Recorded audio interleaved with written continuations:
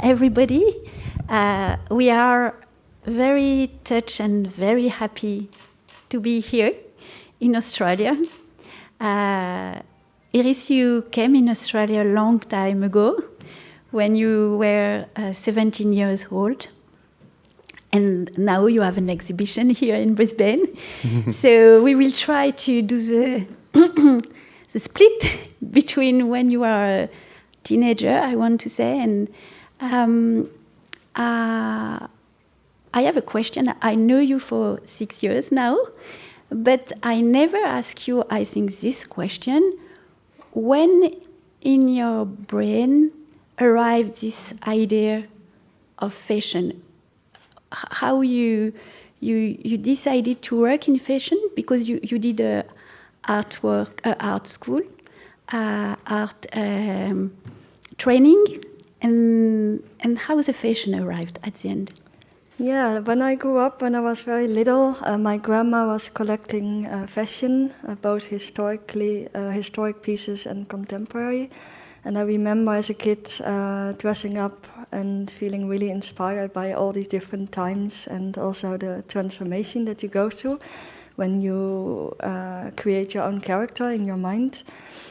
So that was influential, but my parents really stimulated me to do different things. So I was doing classical ballet, painting, violin. My mother even taught me to sew. So yeah, it wasn't until I did 1 year of art academy of doing all the different disciplines at the same time, including sculpture, painting, and fashion, that I realized that I could bring sculpture into the body as well, and that fashion can really be a form of art. And ever since I did the art academy, I never really made a separation between art and fashion. So I think they can really be symbiotic. And yes, for that reason, you decided a year ago to open a new studio. You have a fashion studio in Amsterdam since a long time now. Yeah, a lovely studio near the river. You've been many times. Yeah, and maybe you can tell us a bit on this building, which is very special, where you are too, Salvador. And it's like a bee's house with many artists, architects. How are you creating in this building? It's the beginning of the creation here. Yeah, it's a beautiful warehouse next to the water. I also grew up next to the water, so it feels like home. That's where the couture atelier is, and there is many different artists from different disciplines. And I think that's why it works really well for me, because in my couture I'm also bringing in different disciplines from architecture to science, so it has that same energy. And Salvador has his studio there as well. Yeah, it's really, I'm just putting it on my height. It's really a special place for craft in Amsterdam.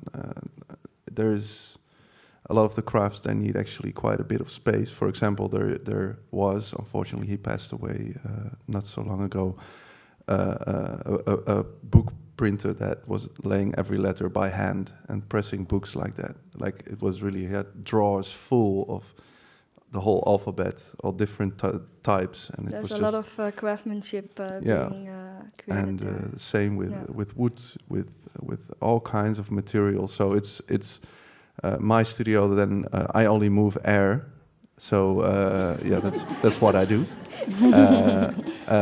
But so that's quite immaterial. But of course, there's all these different types of craft, and it really fits in both of our works. Yeah. Yes, and when I arrived in your atelier, I thought it was a big atelier with a lot of machine and computers. And some people think it's a laboratory. Yeah. But it's not. No. Yeah, and for that reason, for the exhibition with Louise, we decided to ask you to do an atelier. Yeah. Because it's when we entered in your atelier, we saw that you were really interested by craft and also by new technology, but you can go from the past to the future, from different craft technique to totally new technologies. And in this atelier with the view on the river, with a very young team, international team, it was totally different of what we were thinking, in fact, when we are seeing your dresses. We are thinking you are 200 people to do all of this work. No, it's a lot of work, but we are a small team. Yeah. And you just opened a new atelier dedicated to the sculpture. So you are more than a fashion designer, I want to say. You are sculpting the body, but now sculpting the space. And could you tell us about the new sculpture you did for Paris and how you are thinking to develop your project now around the sculpture? Yeah. Coming from dance, working on the couture, the things that I've learned within dance have been very influential. So this element of transformation and movement have been always key in every design. That's perhaps one of the harder things actually to show in the exhibition, but that's why I also recommend to see the videos, because that's where you see the relationship between the body and also the space around. And I've been working on architecture and other disciplines within the couture. And this interdisciplinary approach has been going on for a long time, but I really needed to take the next step in that. And I think within my work, I've been inspiring people to see that fashion and art are symbiotic or can be symbiotic. And this is for me a really big next step to show that even more profoundly. Yeah, and it's what we loved with Louise. It was how you were able to mix or to do a fusion between different techniques, but also different fields and intellectual fields like philosophy, literature, science. But also there is something about emotion in your work connected to the sound, to the music. So when we did this exhibition, we spoke a lot about the senses and the emotion. So how is your creating process? Is it coming from your emotion or from your brain or a mix between them? Oh, that's a good question. Yeah. I think it's even hard to separate. I think it's definitely comes from intuition. I always try to keep the balance between knowing what I'm doing and experimentation. When I start on a collection, we really start with experimenting with new materials and techniques, and I never know at the beginning where it will end, and that's really important. As soon as that would arrive, I would not be working on a collection. I really like to surprise myself and also the team, and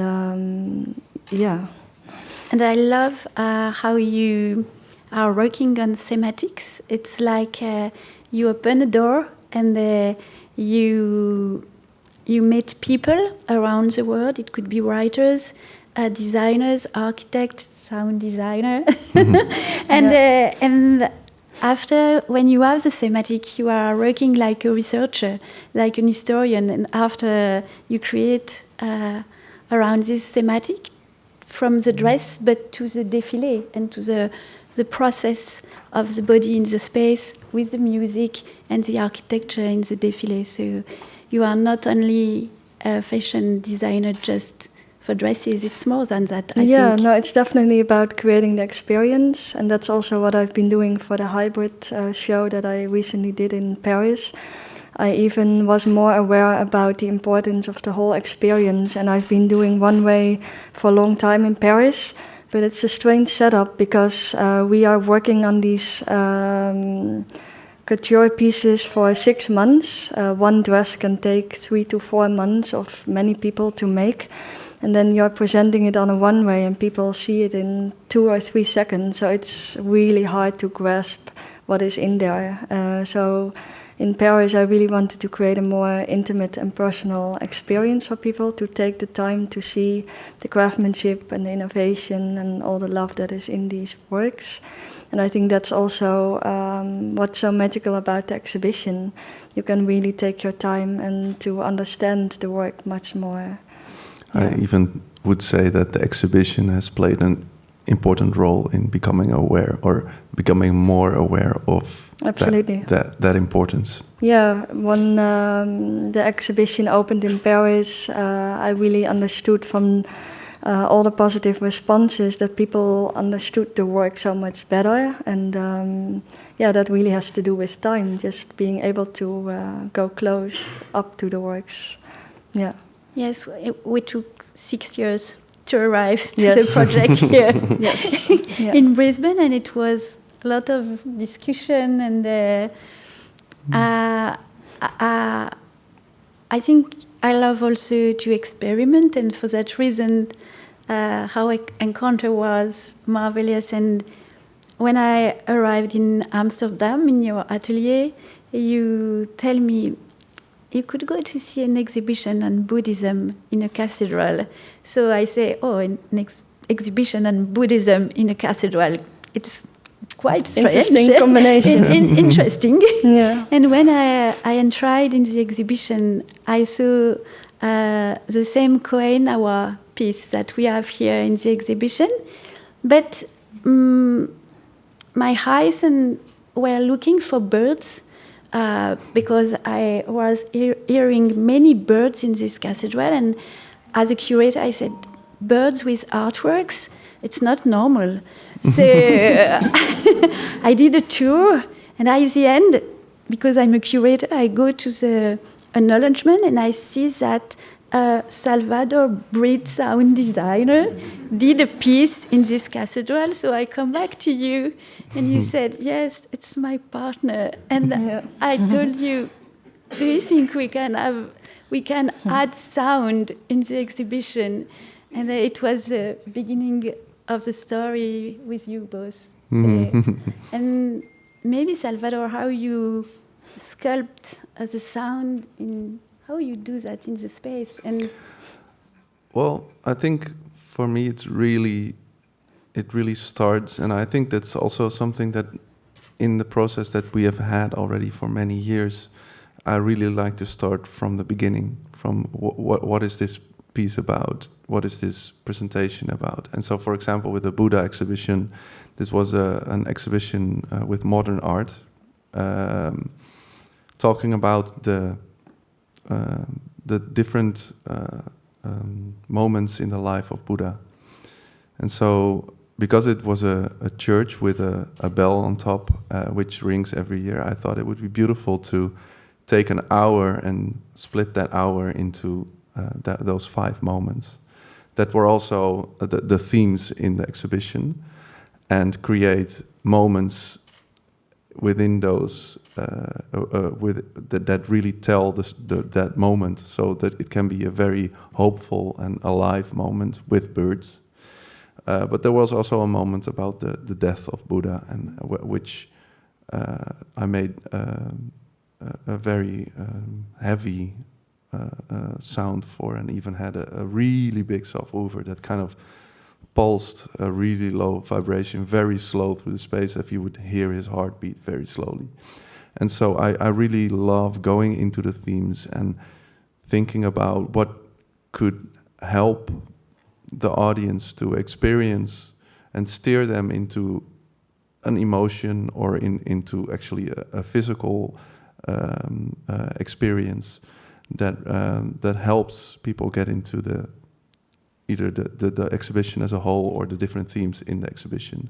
So that's really, I really love to be involved from the very start, which is also the case in the shows with Iris, because I already see the materials from very beginning, even the things that are being worked on but in the end don't make it to the exhibition or to the presentation. Those even influence me. So I think that's really, it's also an extreme luxury, because I don't think sound is often being seen as a portal to these kind of experience. I think it's relatively new in a museum to be, and also in that sense, I owe so many to the trust in Chloe in my work, because she really gave me the freedom to do this for this exhibition, to go through, to have these conversations, and it's a very delicate sound in museums is a very delicate thing. So sorry, I got a bit off topic. No, and I think it's thanks to you, Iris, because I think when I met you for the first time, you opened so many windows or doors for me, because I'm not a fashion curator, and to do a fashion exhibition was quite difficult to imagine in my mind. And you said, we will try and we will discuss, and I think your capacity to never give up, to every time to try to cross the border and to go so far, it's a big strength I think you have. And I remember some years ago you wanted to have for the voltage dress. We have the dress in New Nature section, you will see it. And you was explaining me this question of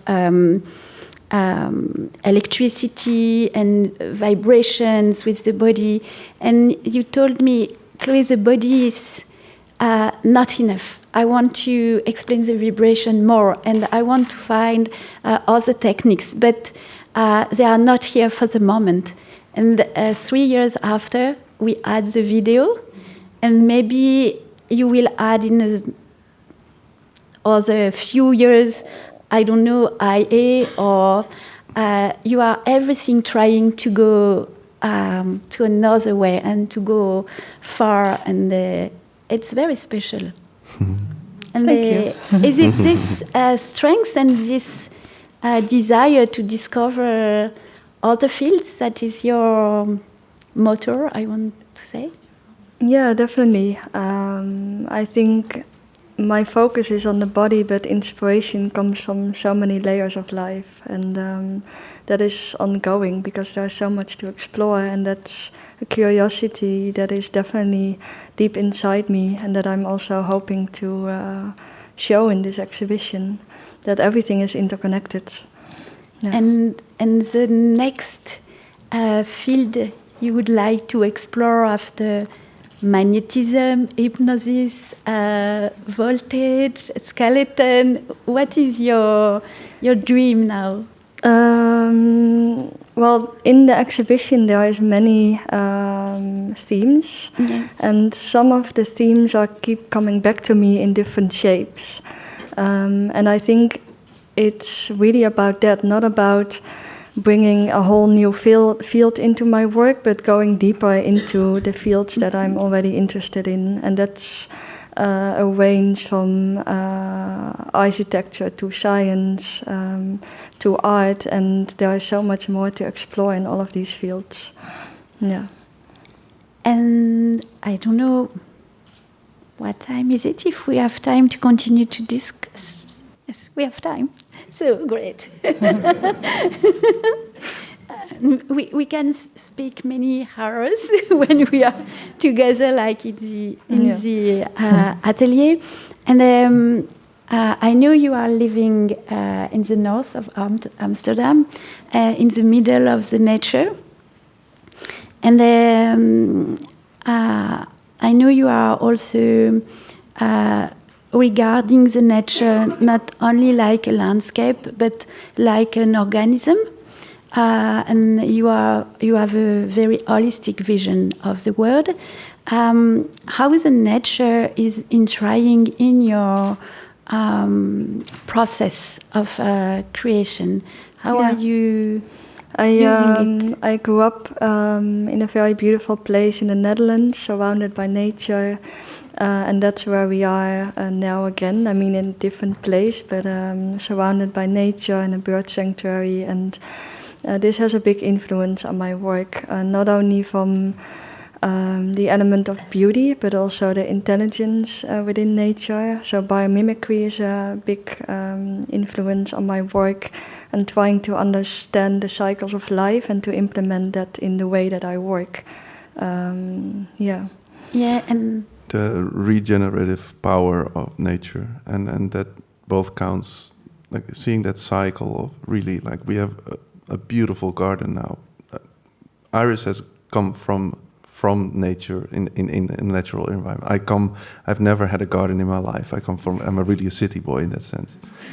So that experience, to share that and to see how a garden really comes to life and explodes, and also at the same time we recently found a few dead birds in our garden, and to kind of have create kind of a way of dealing with that. And I think I really appreciate that, and I think it's something beautiful that we do the walk through the bird sanctuary every morning. It's really a moment for reflection, and also sometimes we really start to seek birds, listening to the birds, see what type of birds, and it's become a really important part of our daily routine. Yes, I see that in your work now for many years. The cycle, it's as the seasons, it's very important. And also in fashion, you are working with the season for the collection. Yeah. But I think it's more a philosophical season to create, I suppose. Yeah, and also to think about materiality in a different way. For a long time now, we are developing materials in the atelier ourselves as well, aside from the materials that are created by companies that we order. So, and also through collaboration. This has a big impact on trying to understand the cycles in nature, also on our own material process development. Yeah. And I think your dialogue with the Canadian architect and artist Philippe Bisley was very important, and is a very spiritual soul, I want to say. Yeah. And when I saw what you realized with him, it's really how you are working. You are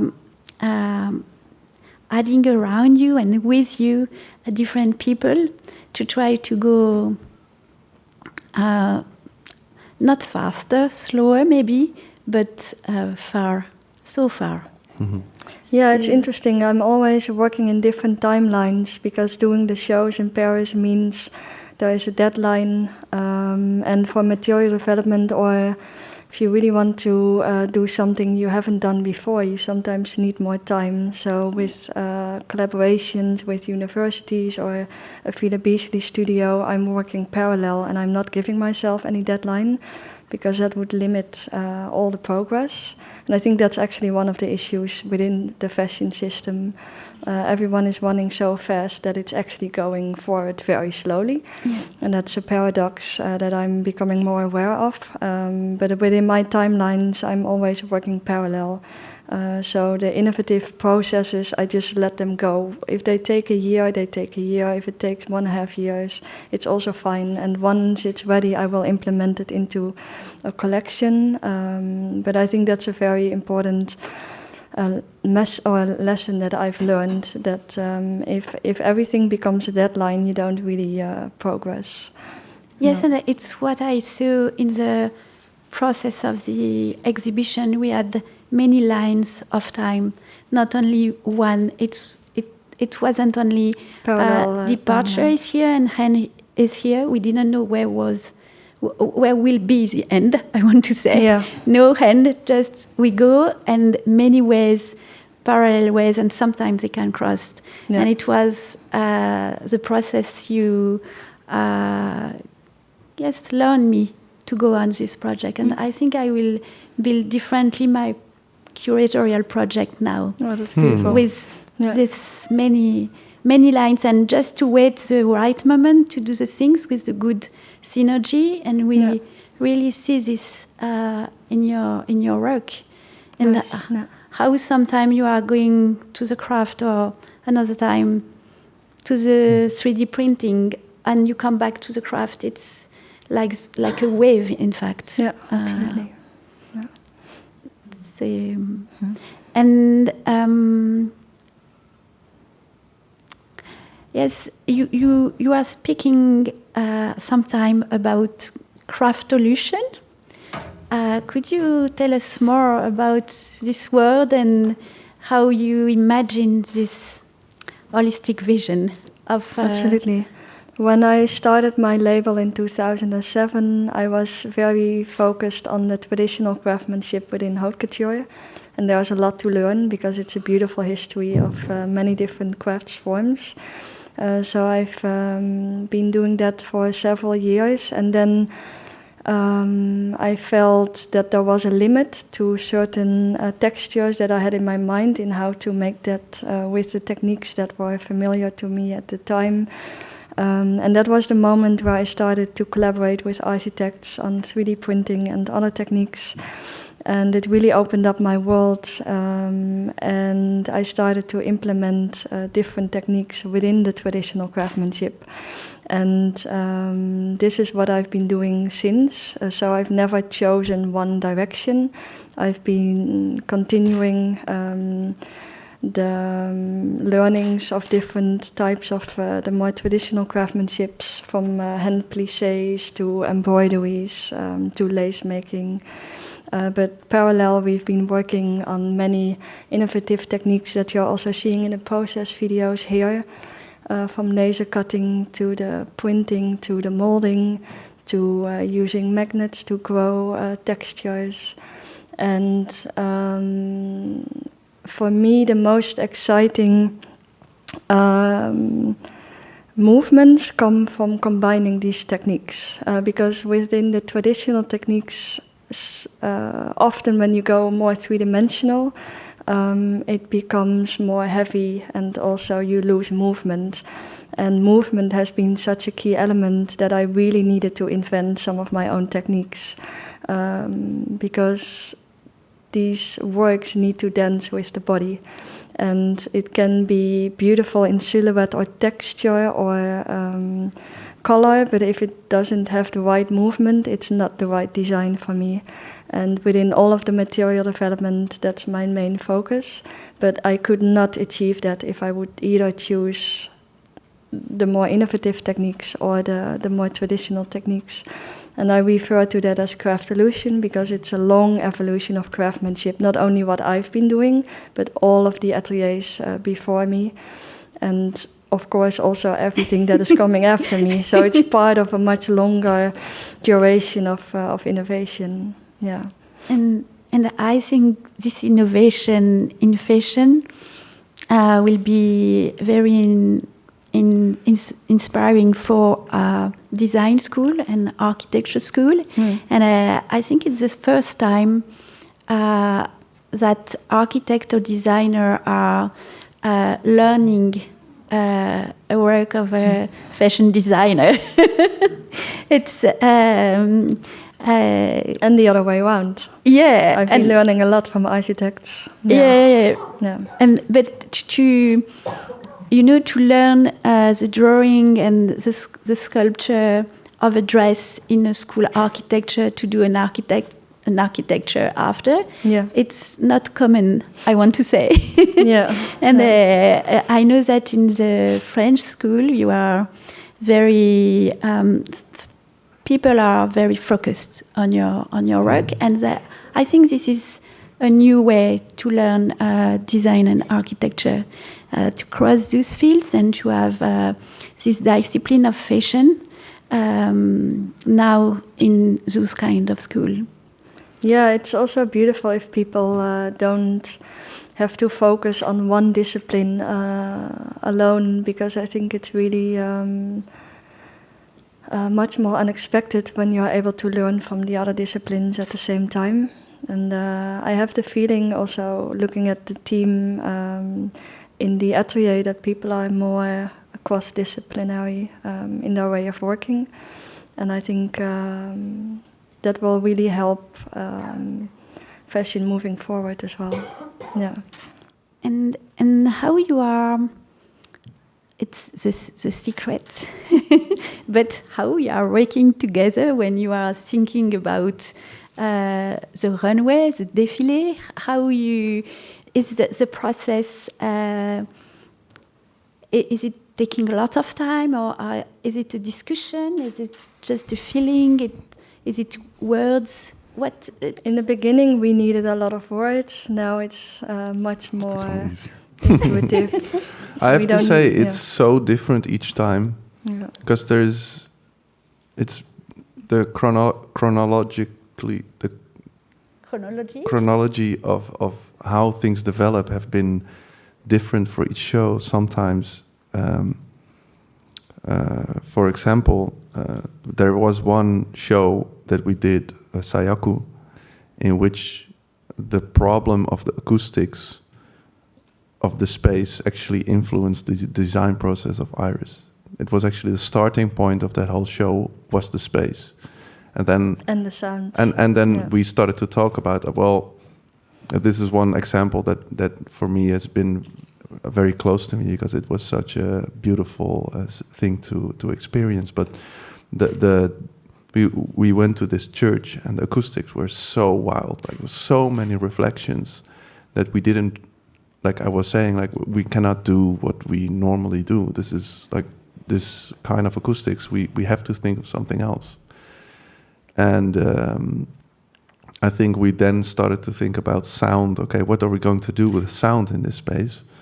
And if you see there's also some pieces in the show. If you see the collection, there's so much sound in that collection. And it's also influenced by cymatics, which is the visualization of sound. Exactly. So by connecting frequencies to an electric plate with, for example, sand on it, the higher the pitch of the tone, the more complex the patterns become. And we've been looking at a lot of cymatic videos, and I've been putting that into the graphics of the collection as well. So it really grew from the sounds. Yeah. And then the beautiful, and that's again being part of the whole journey of coming to a show, that people feel that there is one core idea where this is grown from, and I really feel that presentation has been for me one of the most kind of, I was playing it live during the show. It was 45 minutes, and actually it was 700 sound bowls that a musician was playing, and we had a way of creating reflections that were slightly out of tune, and I could determine how out of tune the sounds were. So it created such a magical experience that was so directly connected to the work that So that is one example, and I think there's many examples where the materials of Iris became really kind of, or the theme of the work became the core, and then a location was found, and then so because it's such a kind of process that what is different each time, the result also is influenced by that. And when you are beginning to work on a collection, do you think only around the body, or do you think in the beginning also about the music of the défilé, and also about the architecture where you want to develop your collection? It's different each time. Like sometimes, like for example, hypnosis. I was working together with a sculptor called Anthony Howe. He makes kinetic sculptures. And that was really the beginning of the process. So it was actually the space that we envisioned and the kinetic transformation that was central to the show. That was the starting point for the whole collection.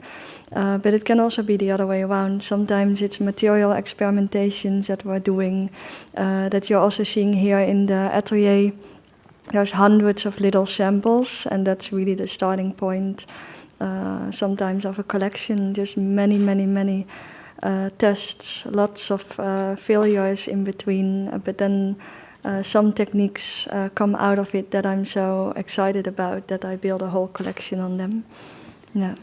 And then sound comes after, but it can also be at the beginning. Yeah. I think hypnosis is also an interesting one because it has a very clear goal for me to create hypnosis. So it's very kind of, okay, how do we bring people into this state?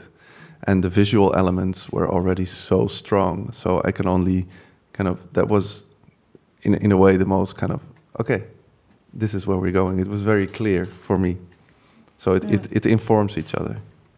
Yeah. And what I think when I saw your show, your défilé, it was like a journey. It's around 10 minutes or some. 10 to 15. Yeah. And it seemed like it's a month sometime because we are going so far in the cosmos, for example. Condensed. Yeah, and we need some time after just to come back to our planet.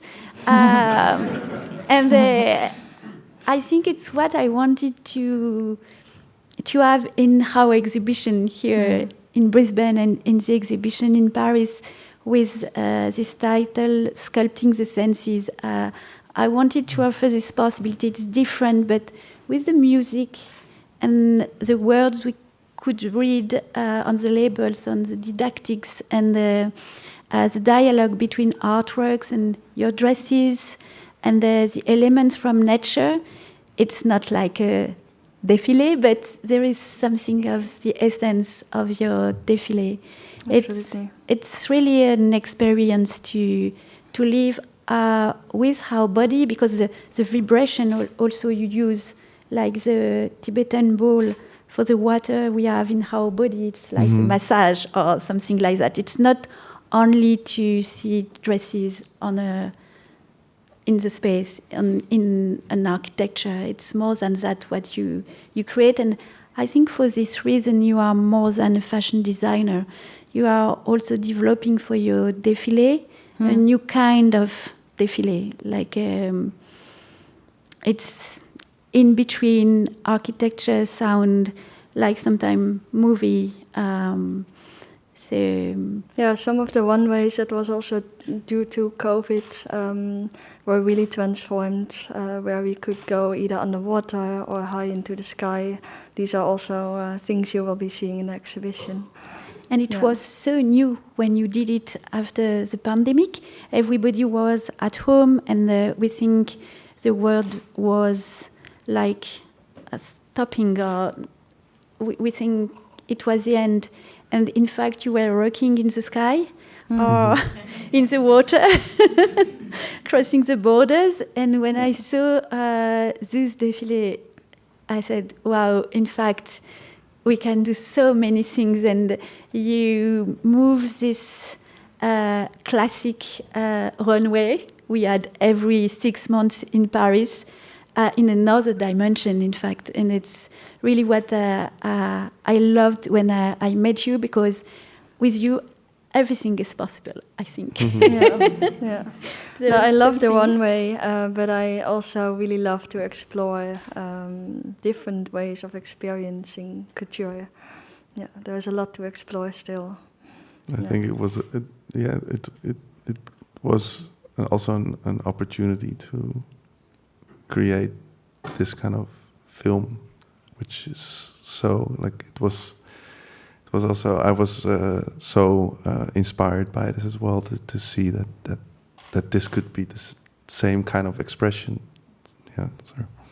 And it seems that you are working with the body, but now you are working with sculpture, and in 6 years, I saw how you are exploring more space around the body, and I want to say physical space, but also mental or spiritual or emotional invisible space, because there is a lot of invisible part in your work, but when we spend time with them, we can begin to see the invisible you place on them, I think. Yeah, and that's also connected to sculpting the senses, because it's not just the eyes that I hope to inspire, it's all the senses. Yeah. Yeah, and it was I discovered all along the project how to create with the visible and the invisible, and sometimes it wasn't necessary to speak.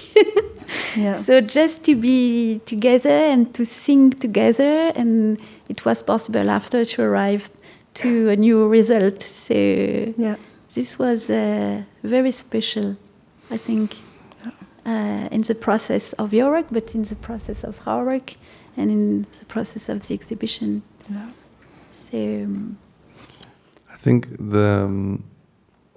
often, at least for me, you try to kind of create a very efficient way of going somewhere, but I think allowing yourself to actually go through certain thoughts and have ideas that are highly inefficient, that can really help to change the starting point and get to. And for me, the most impossible ideas always give me the highest motivation. So that's definitely not efficient. It's the opposite. Yeah. Yeah, I know.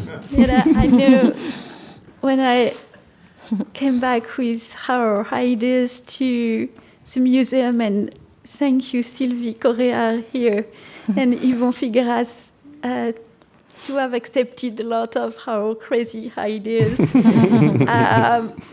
For example, to have mannequins in the last room, we wanted to have all the mannequins in the cosmos.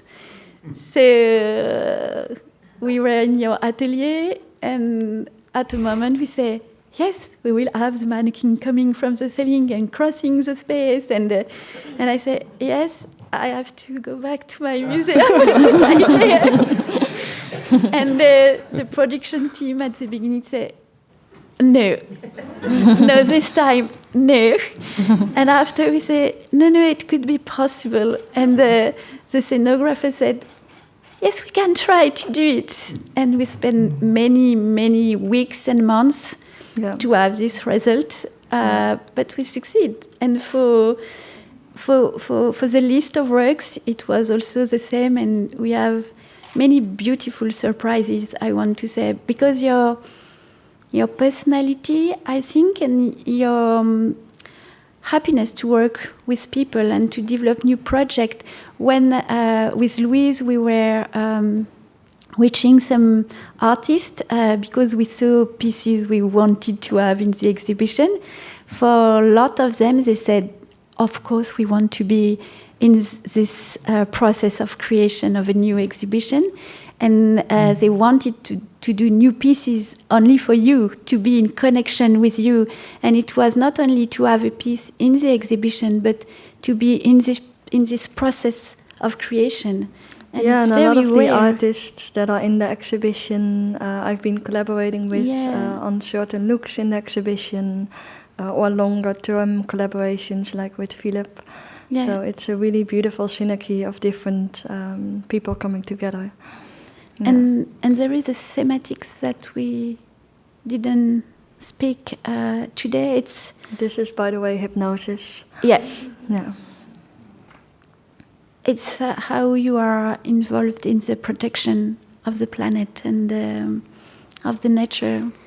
So you did with Rogan Brown, for example, a collection with Parsley for Ocean, and you are working on sustainability, and you are using more natural elements like algae or cacao nuts for 3D printing. And it's very difficult in 3D printing to have it's very new now to use natural elements, and you are also working on this. Yeah, absolutely. Yeah, I think sustainability is part of the material development, but also in the way of working. Haute couture is really a way to slow fashion down. All the pieces that we're making are one-offs, so there is no production or overproduction behind it. So it's a very simple but very beautiful system to only make what is needed. Yeah.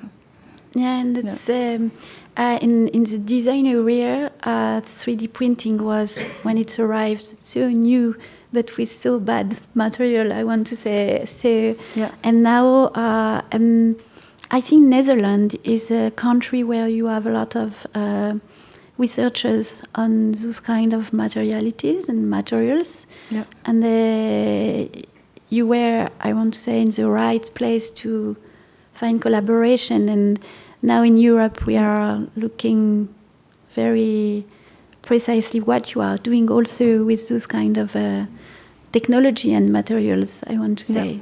Yeah, absolutely. And in the sound and the music we have in the exhibition, you used a lot of natural elements and sounds. Yeah, definitely. Yeah.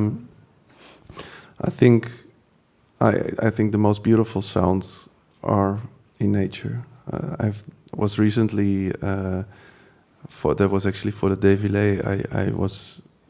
I heard a certain sound in an album from Björk, and I was so mesmerized how this sound was designed. Like it was such a beautiful sound design. So I was like, I really need to know who this sound designer is. So I was looking. I couldn't find it because I know the Arka, the producer that she worked with on this album. I worked with her as well, and so finally I found out that it was actually not a sound designed bird. It was an actual bird.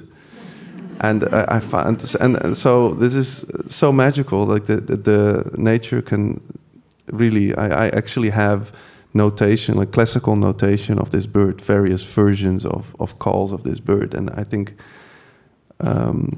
also the same with the walks. Like there's so much beautiful. There's people with walls and walls of synthesizers. And whatever they do, they can never reach the quality of the sound of the bird. But it's nice to try. So, no, definitely, I think then it's very, like, from the themes that Iris has brought into and you have brought into this show and her work in general, the natural world is so important. And so I think walking through this exhibition has to feel like you are going through the materiality and through the natural world. And I think for me, and this is even more so in the setup that we have here, the waves and the sound of the waves is so important. Because the first room, it's really about the different materialities of water, but very up close. Like you're seeing the little bubbles, and you're seeing the light on the water, and I translated that into sound, sometimes literally, sometimes more a musical impression or a sound impression. And then going into the second room, where it's much more about the deep sea and the great powers that lie in the sea, and also the animal life that lives there, and all the kind of quirky little animals, and so it's both water, but it's such a different kind of experience. And so for me to try to translate these themes and worlds and have people walk through them, and you'll be in the first room hearing those little bubbles, and in the background you'll hear the deep sea. And so for me, that passage, that walk through the different rooms is just as important as the sound in one room. Which is also a challenge, because in Paris the rooms were very different located, and then it was here. So for each museum that this exhibition I'll have to adjust it and try to find a way to make it work. But I think that's also the beauty of what you do, is to we're telling a story, and how can you make sure that in these spaces you can tell this story and add things and remove things to make sure that the audience really experiences this. So I feel very much that this is part of our whole conversation. Yeah. Yeah. And when I hear you and I see your dresses, Iris, and there is this question of scale, the scale of the sound and the scale of your dresses. For me, I can see the limit of your dresses, but when I see, for example, the splash dress or water dress, there is no limit, because there is this big splash, and the imagination could go from this splash to the ocean, and it's your strength to create this effect, to be in front of a body with a dress. There are physical limits in this dress, but not for the brain, not for the mind. And I think the go and return on your dress between the form, the shape, and the imagination could be so far from just the body. And it's the same for your sound, because we have so small sound like that, and long sound in the cosmos, for example, coming from the beginning of the life, I think. So there is a dialogue in your two works, and yes, pieces for you. I think something, the magic of the scale. Yeah. I think. Well, for example, with the cosmos, I also felt like I was actually. I think it happened just before. So we were in Paris, and I woke up, and in my dream, I realized like the idea of the cosmos came up, and we had conversations about it. And I was thinking, oh, how can I create the sound of the cosmos? It's quite something to do. And so I realized, like, if I really want to achieve the feeling of the cosmos, that shows both the feeling of the cosmos that we have, but also the creative cosmos of Iris. I really wanted to invite all the people that we have worked with throughout the years to hand in a sound that they connect to the cosmos, because the cosmos is a lot bigger than me. And we are in the cosmos. Oh yes, there we go. Yes. By the way, people were wondering if this was animation, but it's not. No. It's real. So, yeah, I think also there, like, what is the beginning point? And I think to have all these different interpretations of the cosmos, I feel like also the richness and the endlessness is translated. I'm really happy with how that sounds. Also, it has a spatial sound system, so you'll hear sounds move through the space and even beyond the space, and it's really meant as a way to create kind of the feeling of endlessness. And I'm really happy how that came together. I'm really happy too, I want to say, because it was a surprise at the end, because when we arrived in Paris for the installation and we put together all the artworks and the dresses, and after we had the sound and the light, I want to say it's so important for you, the light, and it's a large part also of this exhibition. When you add all those elements, this is creating the emotion, I think. And we didn't know how it could be together. And the result was just at the end. So it's not so easy for a museum to wait for the last minute or the last week to see if it will be a success or not. And because you are telling me impossible is never impossible, so we will try to do it. So So thank you It for involves that. a lot of trust. Yeah, and I think, yes, and what was marvelous to experiment with you, Iris, I think it's, your trust and how you are confident to succeed. And because 6 years, it's very long. It was 5 years to create the exhibition to Paris with the pandemic in between, and the different language, because you are Dutch, I'm French, we were speaking in English through a screen for many months with people all around the planet, and all of them in a process of creation with few pieces from the past, so they were here. We knew they were here. But after it was like creating a concert with musicians, and yes, it was a long way to arrive here. So you're a conductor. Yes. Yeah. And yes, I think we have to. Shall we go into questions? Yes. Yeah? And this is also real. It's not animation. It's, you found the champion of skydiving and of no limit dive in a swimming pool. So we have time perhaps for just 2 or 3 questions. There are microphones. It'd be great if you have a question to use that. Like to put your hand up if anyone would like to ask questions.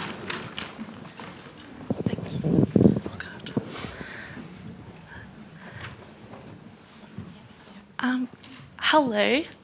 Just thank you so much for today. It's been super inspiring. I just had a question for Iris mostly. In your team, what kind of qualities and skills do you look for when building your team in your studio? Most people have a fashion background. Some are specialized in craftsmanship, other more in pattern making or design.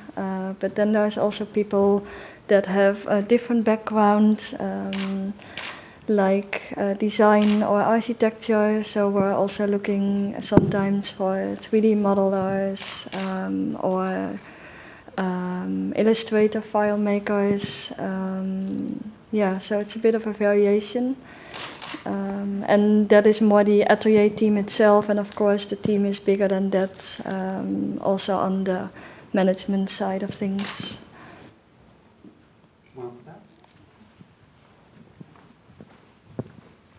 Hello, thank you very much. It was amazing to hear you speak, all of you. My question is, you've been in Australia for a very short time, I presume, and won't be here for too much longer, I presume too. Are you going to get a chance to get out and experience nature? And that's for all of you. And do you think that's going to inspire you? Have you had that opportunity yet? And will you get there? Yeah, we are actually driving up north for, well, first a few days to the island and then 2 weeks driving up north. Yeah, seeing hopefully some national parks. We have time, but we have no plan at all. No.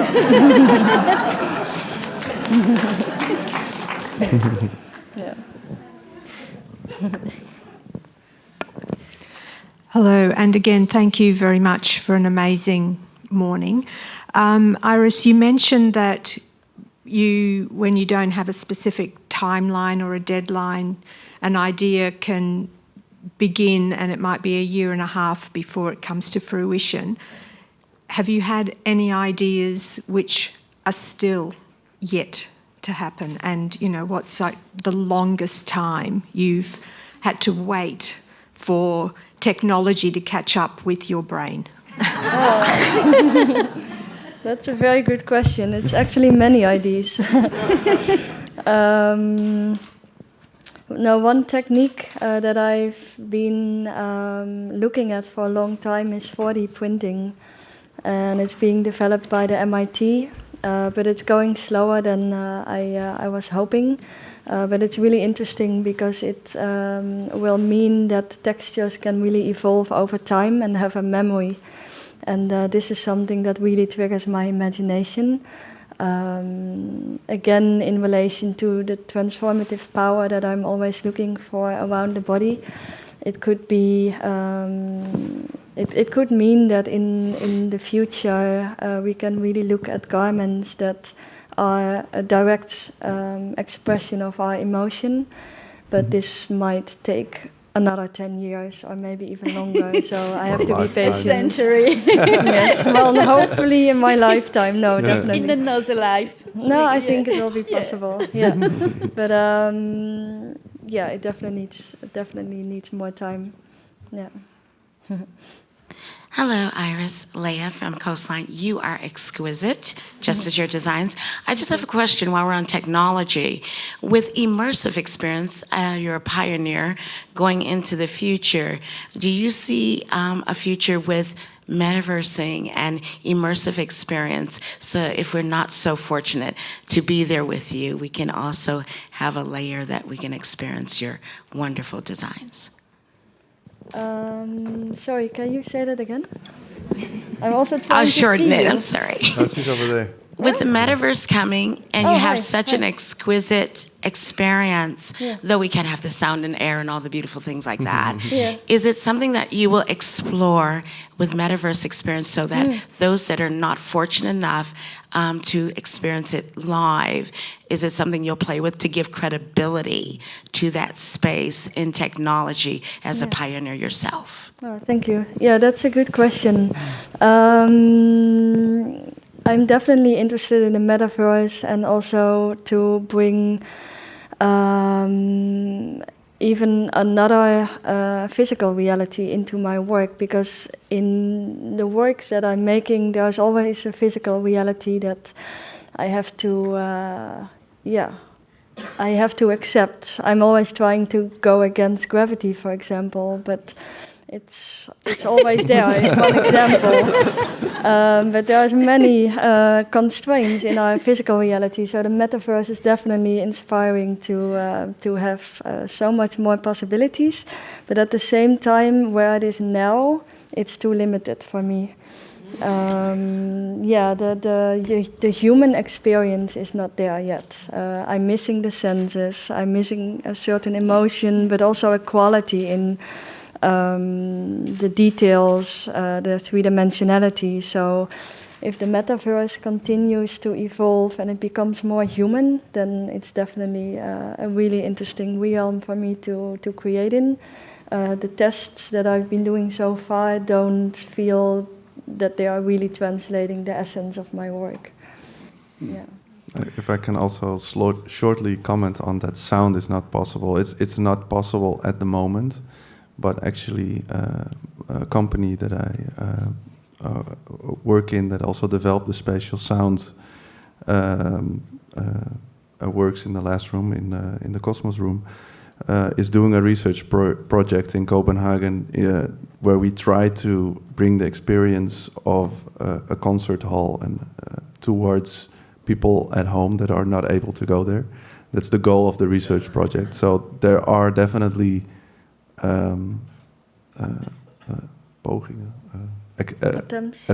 There are definitely attempts to bring experiences like that, which I think going to a concert is so different than just listening to a record. There are definitely attempts to create that, and I think we'll hopefully get there for it.